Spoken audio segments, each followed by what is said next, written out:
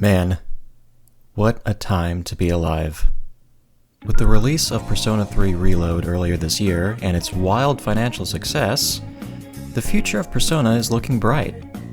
Today, I wanted to talk about why Persona 3 is one of my favorite games of all time and why it's important to me. This video will be a bit of a mishmash of review, analysis, and other random commentary, with a focus on Reload.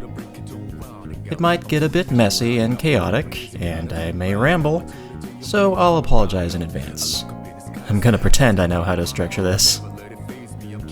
Quick disclaimer, I have not played FES, or the original Persona 3 for that matter, but I still want to talk about a very specific section of The Answer, as it had a significant impact on me.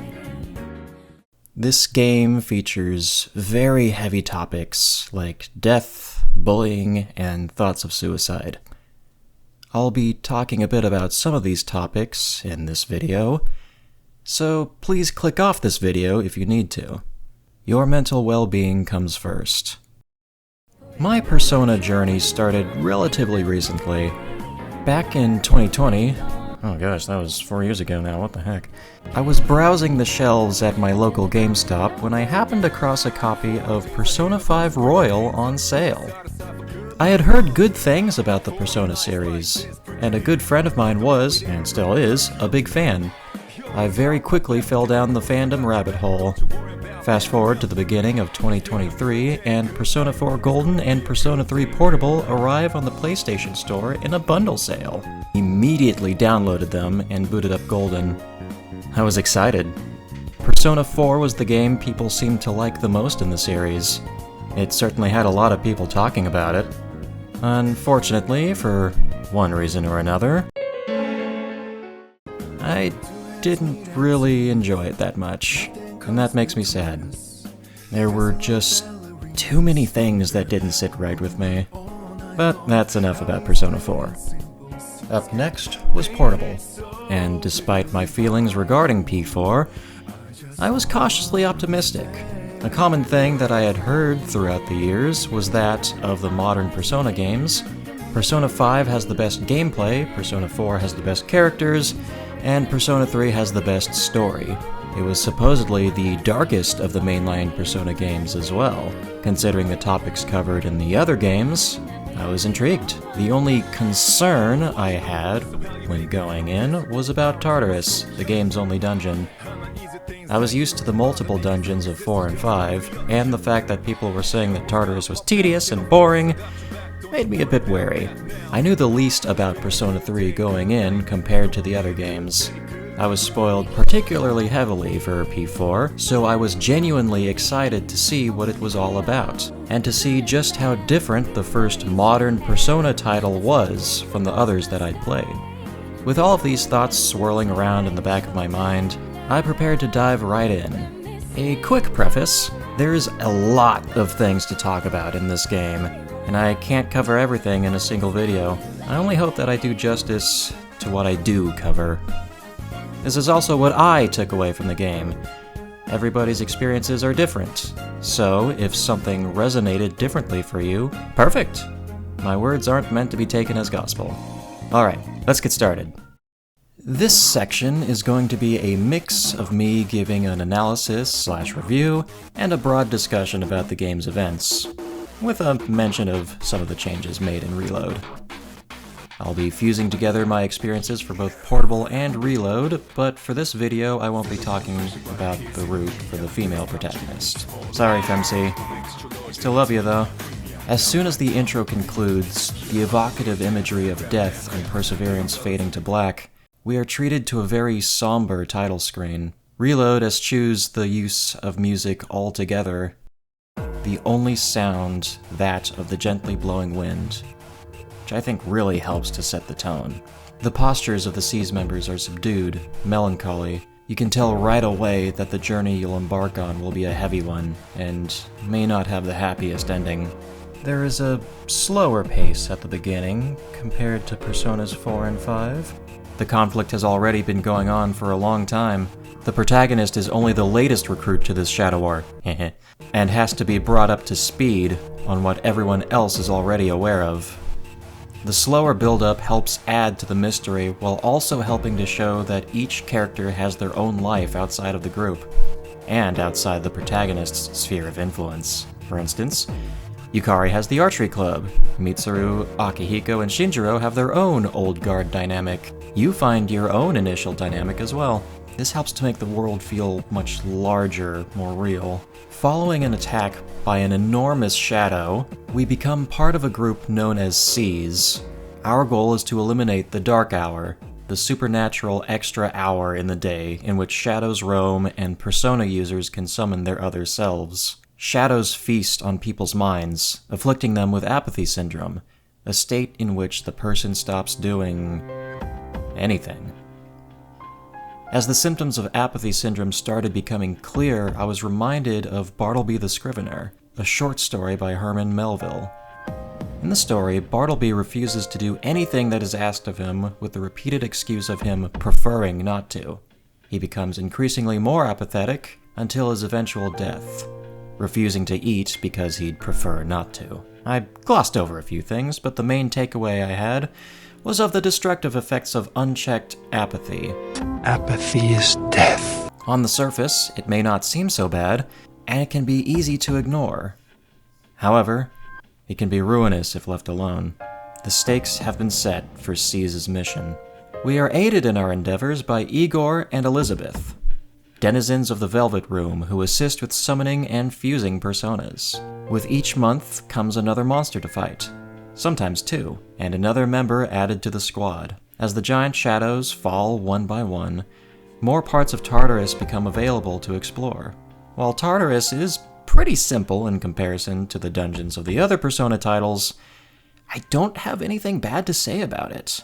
There are enough mechanics to keep my attention, and no forced backtracking is always a plus in my eyes.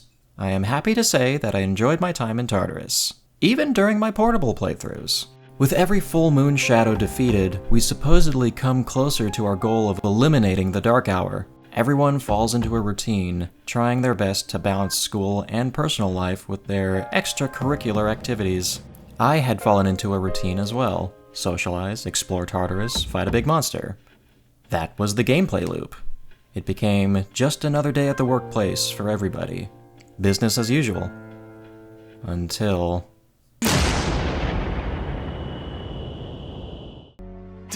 Shinji! Hang in there! Aragaki! Senpai! Aragaki-san!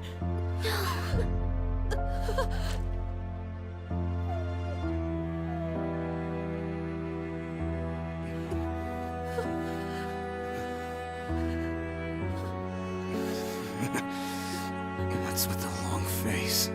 Isn't this exactly what you wanted? It's all right. Hold on to that anger. Let it be your strength. You've still got your whole life ahead of you, don't you, kid? From now on, you're gonna have to live for yourself. But I can't.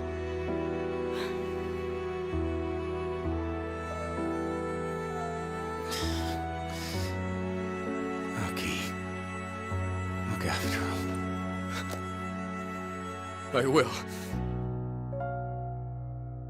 This is how it should be.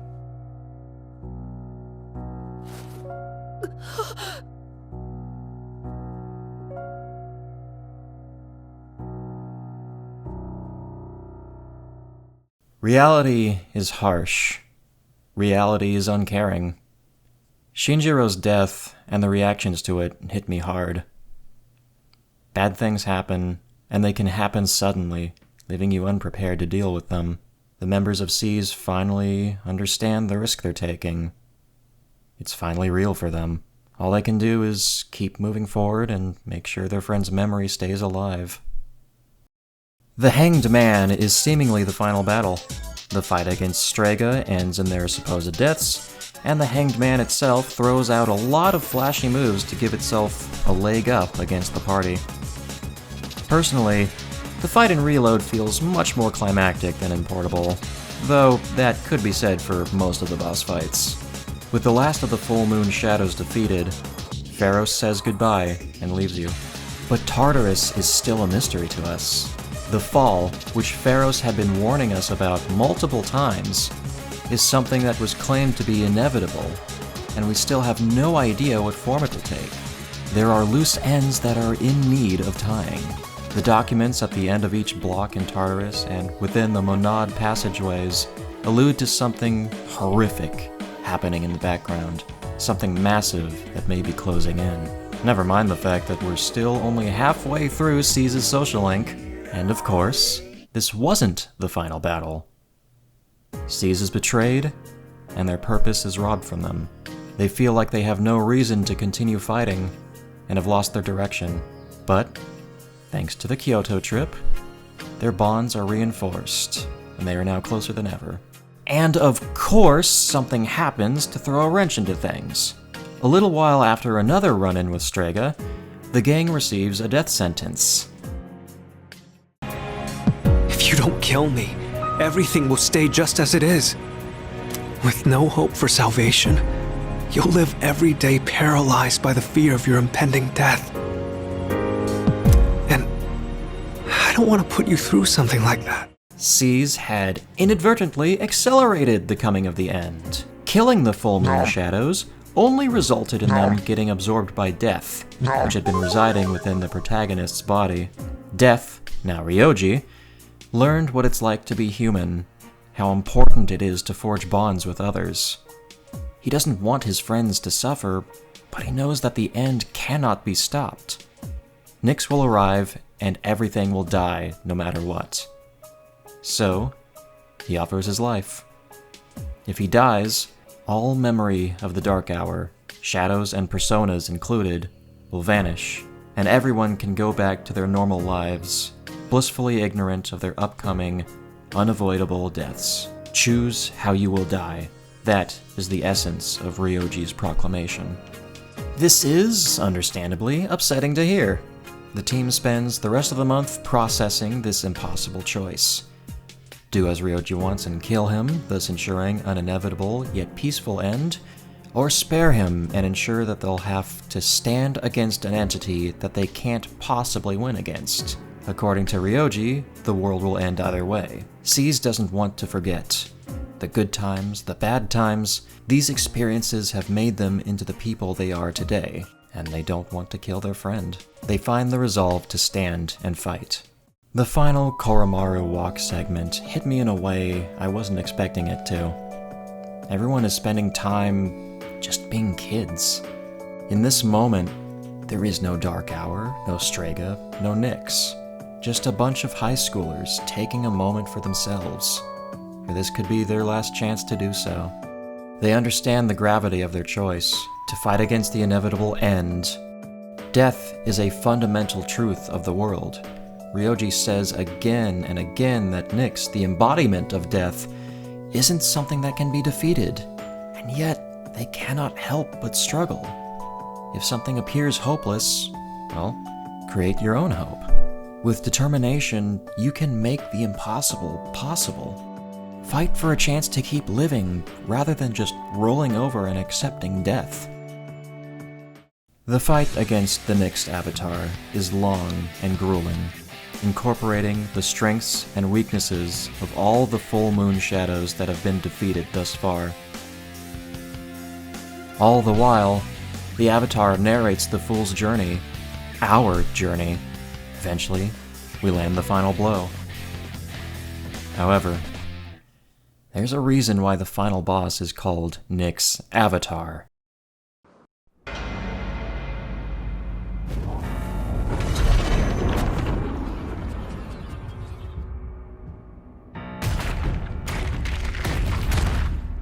Nyx reveals her true form, and yeah, she isn't something that you can beat in a normal fight. You can't even reach her. Her overwhelming presence is enough to flatten Cease and Takaya almost immediately. Here, the difference in Cease and Strega's mindsets reaches its peak.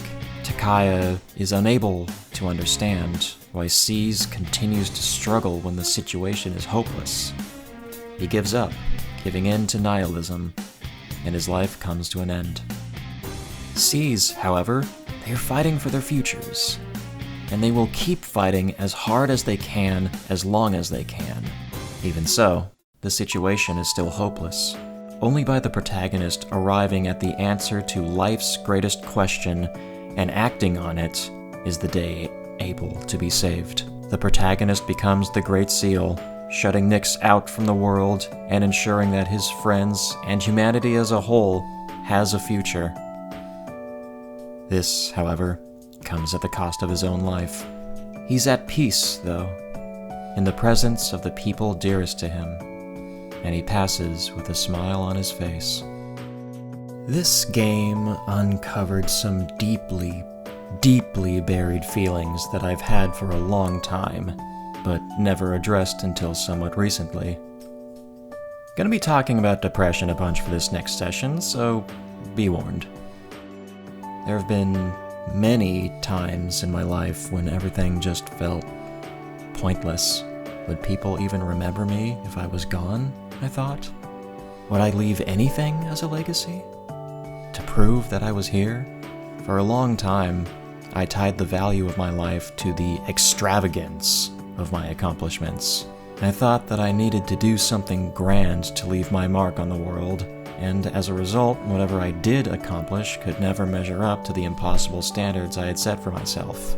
However, as Persona 3 expresses so well, it's the little things in life that leave the most impact. Spending time with friends, offering words of encouragement, even just stopping and taking a moment to admire the world's beauty. It's about finding things you like, the things that are meaningful to you. Chidori, like the rest of Strega, has little attachment to life when we first meet her. She has been hurt by the world, her future robbed from her, and she engages in self-destructive behavior. She doesn't care if she doesn't wake up tomorrow. However, she has a hobby. She draws in her sketchbook, and while she claims she does it just because she feels like it, she puts real effort into her art. It is something to occupy her thoughts. Drawing because she feels like it is what leads her to cross paths with Junpei. She shoos him away at first, but since she keeps coming back to the same spot to draw, they start crossing paths more often. Her hobby, something she claimed to have done only on a whim, is what led her to form a healthy, meaningful connection with another human being, and helped her find value in living. When I was younger, I tended to isolate myself from others, if not physically, then emotionally. Depression had hit me like a freight train, and I struggled to relate to others. I neglected myself, and I didn't care what happened to me. I was content to just waste away. But then I found interest in something. Voice acting, and I started pursuing it. An interest became a hobby, and that hobby introduced me to some of the best friends I've ever had. My circumstances are different than Chidori's, but her arc still really resonated with me. The Answer has a controversial reputation among the Persona fanbase, with lots of people unhappy with some of the decisions the characters make. I posit that the ways in which the members of Seize react are perfectly in character and perfectly realistic. The Answer deals with grief. Things are gonna be messy. It hasn't even been a full month since the protagonist's passing. It makes sense that everyone would still be feeling emotionally raw. There is a lot of stuff happening in The Answer, so I won't be covering everything in this video, though I would like to revisit it and discuss it as a whole once the Reload DLC drops later this year. With that being said, I would like to talk about one particular section that catapulted Persona 3 not only to my favorite in the Persona series, but one of my favorite games of all time, a sequence that shook me to my core. I'm going to talk about the final boss, Erebus.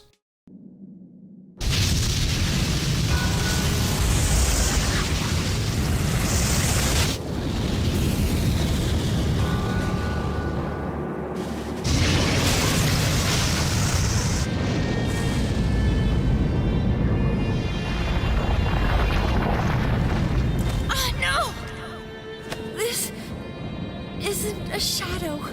So many. those peoples? As I thought, the seal's real purpose, it wasn't to hold back Nyx. It was a seal so that it couldn't be touched. What do you mean? That monster isn't a shadow. It's the accumulated malice that came from the hearts of countless living people. All of them, deep down, are calling Nyx. That can't be.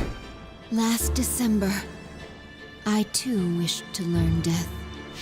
It's probably true that people in town are wishing to touch it somewhere in their hearts. There is only one thing that differentiates life from stillness. It's that we die. That's all there is.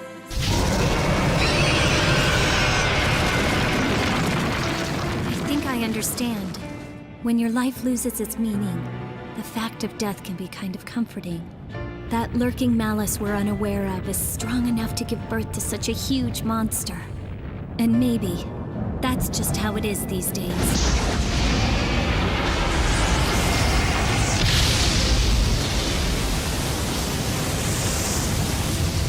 What's it doing?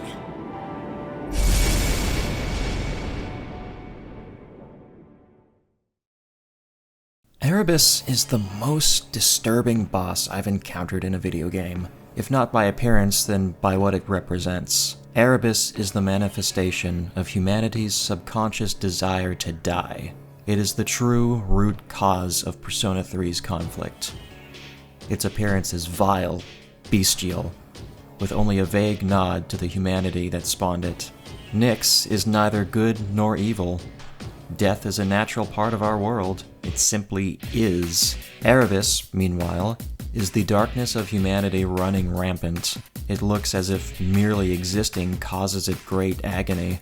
Erebus tries to break through the Great Seal, which would make the protagonist's sacrifice all for nothing if it succeeds. However, it halts its assault when it senses the members of SEES nearby, or more specifically, Aigis. She has the same ability as the protagonist. Perhaps Erebus believes it can use her or her power to break the seal? Some other reason, maybe? Regardless, it has the group in its sights. Now, Erebus isn't like the other god bosses in P4 and 5. In those games, the team is always able to vanquish their foe after a hard-fought battle, never to be troubled by them again. With the power of belief, trust, and friendship, the squad can pull off a stylish victory. The deity recognizes the group's strength, bows out with grace, and bada bing bada boom, Bob's your uncle. They all make peace with their defeat. Erebus doesn't do any of that. In facing this monster, SEES has recognized their own struggles, acknowledged the moments when they were in danger of letting themselves sink beneath the waves. When Erebus is defeated, the darkness may be vanquished, but it won't be gone forever. It may take a while, but it will come back again. And it does. I have struggled with depression for the majority of my life. I felt like I was a husk, just mindlessly shuffling through life. I had no goals of my own, no ambitions, nothing that I wanted for myself. Some days, I felt that things would be easier if I just wasn't around. I'm doing a lot better these days, and that's thanks largely to the friends I've made, and a lot of accumulated little moments. I want to be here. I want to see what the future has in store. But even then, there are moments where I slip and fall back into a bad headspace. It's not a single climactic battle where everything is perfect forever if I win. It's a series of many battles over a long period of time. So, SEES outright speaking these feelings aloud, acknowledging them while still fighting as hard as they can, resonated with me in a way that no piece of media has ever done before, and is a major reason why SEES is my favorite group in the whole Persona franchise. Facing off against the manifestation of my darkest thoughts was an intense experience, and while I haven't yet played the answer myself, my feelings remain the same. By confronting those thoughts directly, I feel like I'm better prepared to take on the world. As stated by the characters themselves, the darkness can only truly vanish if one's feelings change. they have a shift in mindset. While this can be a significant undertaking, it is still worthwhile. So, yeah, Persona 3 changed me. This game hit me the hardest of any of the Persona titles. Heck, even more than most of the media I've consumed over the past 2 decades. And I'd say Reload is a worthy remake. Through its themes, characters, and story, it helped me become a more hopeful person. It helped me to appreciate the smaller things in life, and to just stop and appreciate the moment. That's one of the biggest strengths of the Persona series, in my opinion. The ability to so expertly portray such uncomfortable, deeply rooted topics. Persona 3 helped me realize the value of living. Though these characters are fictional, I feel inspired by their struggles. Their will to keep going. I feel hopeful for the future, and I hope this game helps others like it helped me. You have a greater impact than you may realize. And remember, it's okay to just exist. Thanks for watching, everyone, and I hope you're all doing well.